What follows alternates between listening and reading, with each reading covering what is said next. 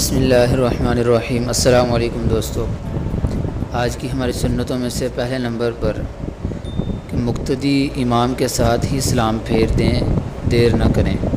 یعنی جب امام بائیں طرف سلام پھیرے دوسری طرف تو اس کے سلام پھیرنے کے ساتھ ہی مقتدی بھی سلام پھیرنے دیر نہ کرے۔